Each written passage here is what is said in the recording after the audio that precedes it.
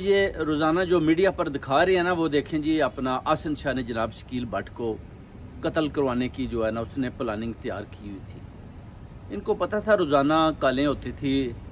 Every day Shakeel but کا پیغام جاتا تھا جیل میں اس کو کہ میں نے تمہارا انکاؤنٹر کر دینا ہے، میں نے تمہارا پولیس مقابلہ بنا دینا ہے۔ وہ روزانہ اپنے پیرنٹس سے بات کرتا تھا کہ شکیل بٹ کی دھمکیاں مجھے بار بار آ رہی ہیں۔ اس کے بعد پھر وہ اپنی بیوی سے بات کرتا ہے کہ اگر یہ مجھے قتل کروائے گا تو پھر میں بھی اس کے خلاف پلاننگ تیار کروں گا،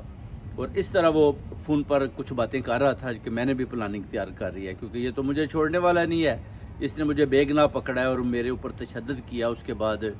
پھر مجھے اس پرچے میں بے گناہ اس نے جیل کے اندر ڈالا، اور یہی اصل میں جو ہے نا میر بلاج کا بھی وہ کہتا ہے کہ قاتل ہے، اور یہی پلانر ہے سب کچھ۔